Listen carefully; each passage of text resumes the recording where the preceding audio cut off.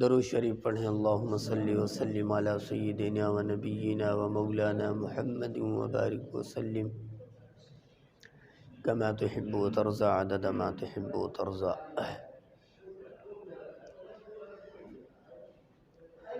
میرے محترم بزرگوں، دوستوں، عزیز ساتھیوں، اللہ رب العزت کا بہت بڑا فضل و کرم اور اس کا احسان ہوا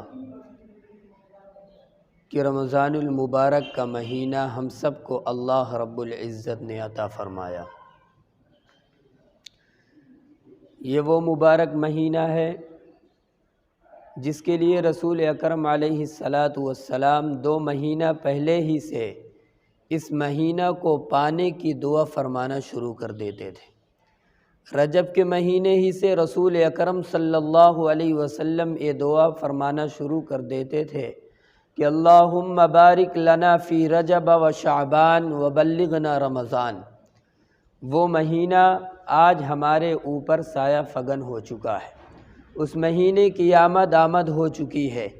میرے بھائیوں، اللہ رب العزت نے جو آیت کریمہ ہم نے آپ حضرات کے سامنے پڑھی ہے، اس میں ارشاد فرمایا کہ اے ایمان والو، تم پر روزے کو فرض کیا گیا ہے، روزے کو فرض قرار دیا گیا ہے۔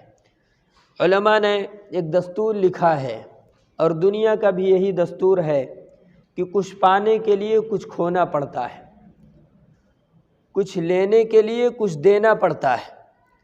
اللہ رب العزت نے فرمایا میرے بندے، اگر تو مجھے چاہتا ہے، میری محبت چاہتا ہے، میری رضا چاہتا ہے، میری خوشنودی چاہتا ہے، میرا قریبی بندہ ہونا چاہتا ہے، تو یہی ایک راستہ ہے کہ تجھے روزہ رکھنا پڑے گا۔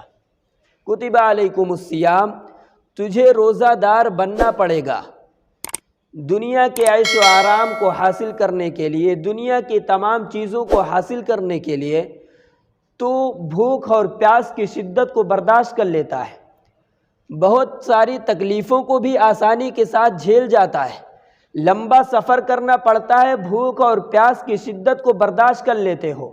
لیکن میرے بندو، اگر تم مجھ سے محبت کرنا چاہتے ہو، میرے قریبی بننا چاہتے ہو، میرا عزیز بننا چاہتے ہو، میرا محبوب بننا چاہتے ہو، کتب علیکم الصیام، تم پر روزے کو فرض قرار دیا گیا ہے، لہذا تمہیں روزہ رکھنا ہوگا۔ فمن شہد منکم الشہر فلیصم، اللہ نے فرمایا تم میں سے جو شخص تندرست ہو، بیمار نہ ہو، اس شخص پر ہر حال میں روزہ رکھنا فرض ہے، اس کے لیے رخصت نہیں ہے۔ یا ایھا الذین آمنوا کتب علیکم الصیام، پھر بندے کے دل کے اندر یہ بات پیدا ہوئی کہ 14 گھنٹہ بھوک اور پیاس کی شدت برداشت کرنا، روزہ رکھنا، پانی اور کھانے سے محروم رہنا، کہیں یہ اللہ تبارک و تعالی نے ہمیں سزا کے طور پر تو نہیں فرمایا؟ کہیں ہمیں سزا تو نہیں دے رہا ہے کہ اتنی بھوک اور پیاس کی شدت کو برداشت کروا رہا ہے اور نفسانی خواہشات پر کنٹرول کرنے کا اللہ رب العزت نے حکم دے دیا؟ کہیں یہ ہمارے گناہوں کی سزا کی بدولت تو اللہ تبارک و تعالی نے یہ حکم نہیں دیا۔ اللہ نے فرمایا کما کتب علی الذین من قبلکم، اللہ رب العزت اپنے بندوں کو تسلی دیتے ہوئے، اپنے بندوں کو اطمینان دلاتے ہوئے فرمایا اے میرے بندو، یہ روزہ رکھنا صرف تمہارے اوپر فرض نہیں کیا، بلکہ تم سے پہلے کی جو امتیں گزری ہیں ان پر بھی روزے کو فرض کیا گیا۔ چاہے حضرت آدم علیہ السلام وہ بھی روزہ رکھتے تھے، حضرت نوح علیہ السلام وہ بھی روزہ رکھتے تھے، حضرت ادریس علیہ السلام وہ بھی رکھتے تھے، موسیٰ علیہ السلام جب طور پہاڑ پر گئے توریت لانے کے لیے، اللہ رب العزت نے حکم دیا موسیٰ پہلے 40 دن تمہیں روزہ رکھنا ہوگا، 40 دن تم روزہ رکھو، اس کے بعد تمہیں کتاب دی جائے گی۔ تو روزہ یہ کوئی نئی چیز نہیں ہے۔ اللہ رب العزت اپنے بندوں کو تسلی دیتے ہوئے فرمایا جیسے پہلے اپنے محبوبوں کو میں نے روزہ رکھنے کا حکم دیا تھا، اپنے قریبی بندوں کو روزہ رکھنے کا حکم دیا تھا، ایسے ہی تمہیں روزہ رکھنے کا حکم دیا جا رہا ہے۔ کما کتب علی الذین من قبلکم، جیسے کہ تم سے پہلے لوگوں کو روزہ رکھنے کا حکم دیا گیا تھا۔ لعلکم تتقون، تاکہ تم متقی پرہیزگار بن جاؤ۔ روزہ ہم کیوں رکھتے ہیں؟ یہ سوال پیدا ہوتا ہے۔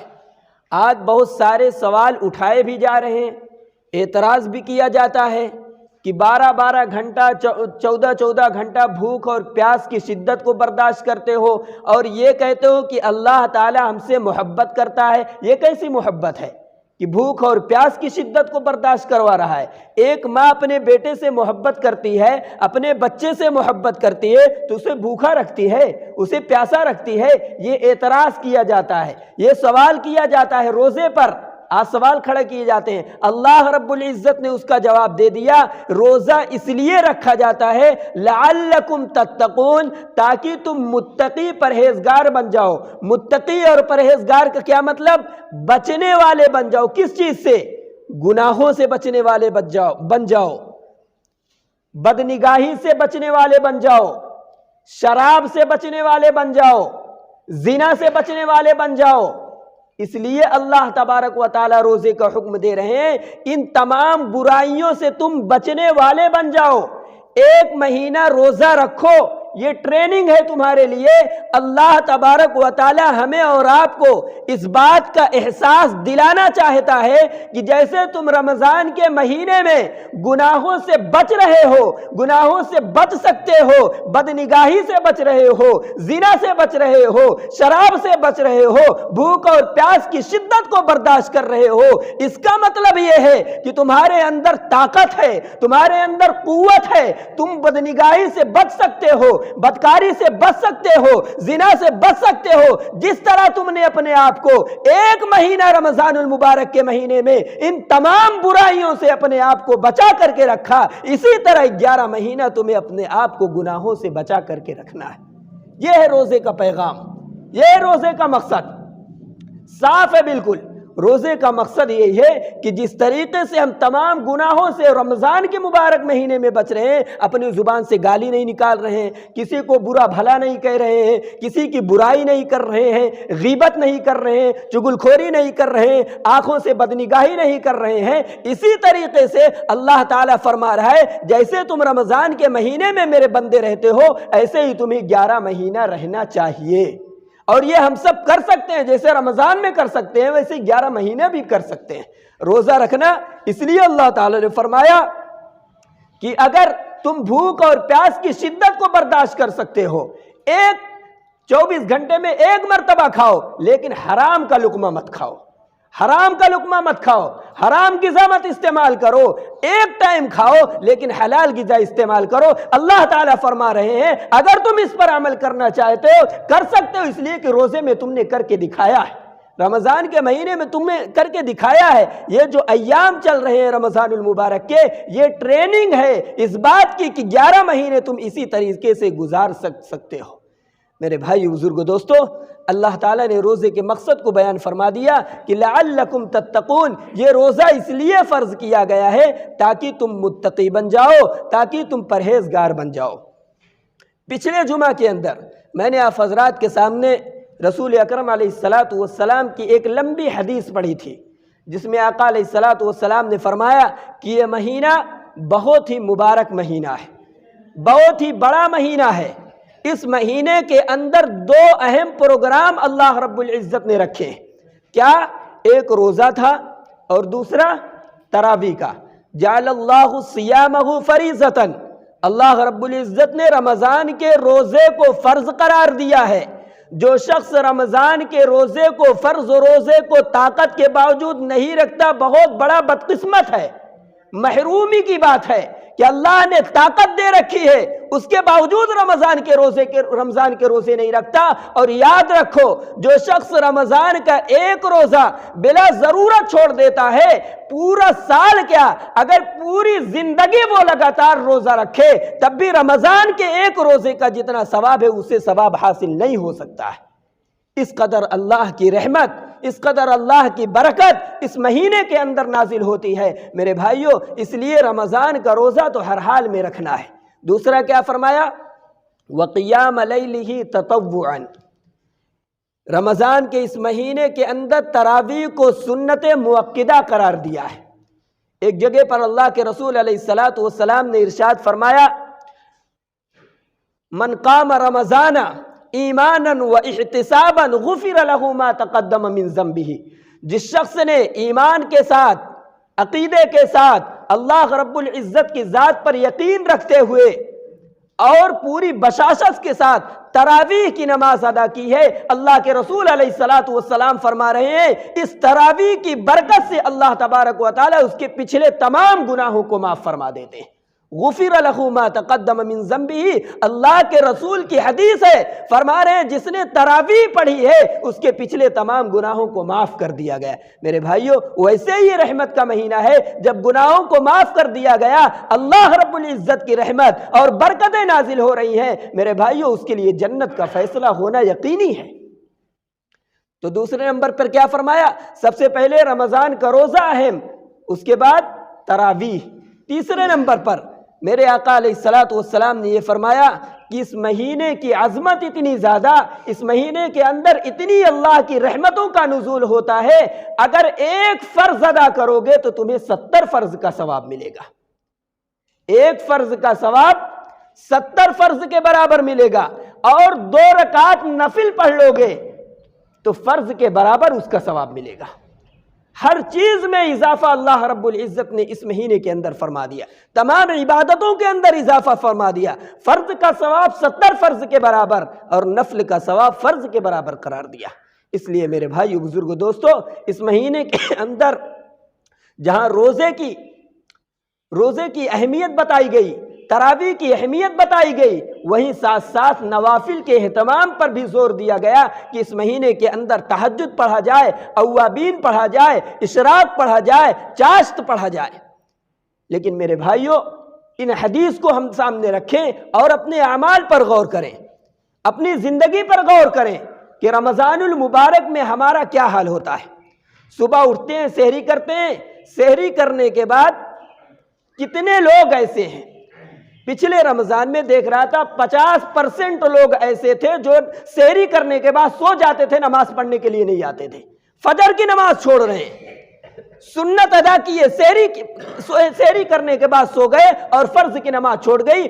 تہجد جانے دیجئے، اشراق چاشت جانے دیجئے، ہمارے اور آپ کے فرض کی نماز کا یہ حال ہے۔ اس لیے عہد کریں، پورے رمضان انشاءاللہ ایک وقت کی بھی فرض نماز ہماری نہیں چھوٹے گی، انشاءاللہ کہیں ایک وقت کی بھی فرض نماز ہماری قضا نہیں ہوگی۔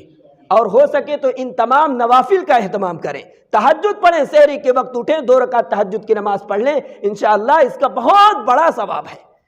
اور ظہر کی نماز ہمارے اور آپ کی آرام میں گزر جاتی ہے، فجر کی نماز سونے میں چلی گئی، ظہر کی نماز بھی ایسے ہی گزر جاتی ہے، عصر کی نماز مارکیٹ میں خریداری میں چلی جاتی ہے، اور مغرب کا وقت ہو جاتا ہے۔ مغرب کی نماز افطار کا ٹائم 10 منٹ تک رکھا جاتا ہے، اذان کے بعد 10 منٹ تک افطار کا ٹائم ہوتا ہے، اس کے باوجود بھی روزہ کھولنے کے بعد جب نماز ہوتی ہے اکثر لوگوں کی رکعت چھوٹی رہتی ہے، حالانکہ لمبی صورتیں بھی پڑھی جاتی ہیں لیکن اس کے باوجود بھی اکثر لوگوں کی رکعت چھوٹ جاتی ہے۔ ہونا تو یہ چاہیے کہ رمضان المبارک کے اس مبارک مہینے کے اندر تکبیر اولیٰ بھی فوت نہ ہونے پائے، تکبیر اولیٰ بھی نہ چھوٹنے پائے، امام جب اللہ اکبر کہے تو اس وقت ہم موجود رہیں۔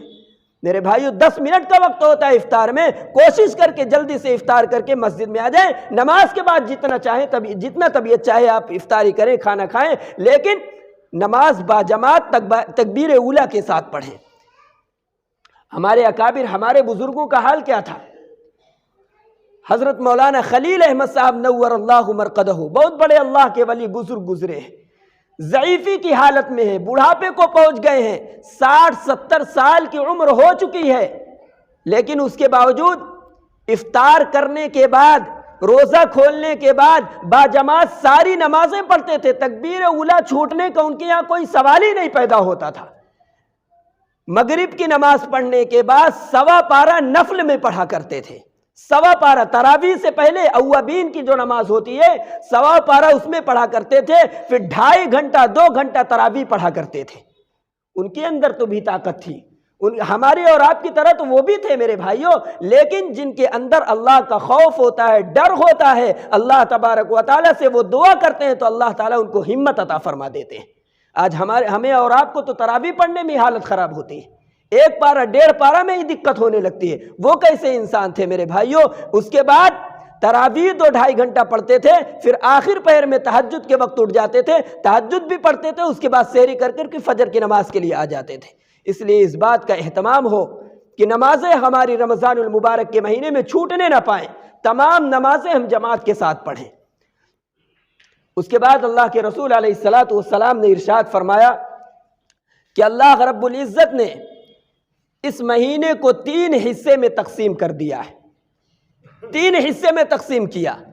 پہلا عشرہ رحمت کا، دوسرا عشرہ مغفرت کا، تیسرا عشرہ آگ سے خلاصی کا، وآخرها عتق من النار۔ فرمایا کہ اولها رحمت واوسطها مغفرت واخرها عتق من النار۔ یہ 3 حصے ہیں، اللہ رب العزت نے اس پورے مہینے کو 3 حصے میں تقسیم کیا۔ کیوں تقسیم کیا؟ اس لیے تقسیم کیا کہ انسان بھی 3 طرح کے ہوتے ہیں۔ سب سے پہلے رحمت کا عشرہ شروع ہوتا ہے۔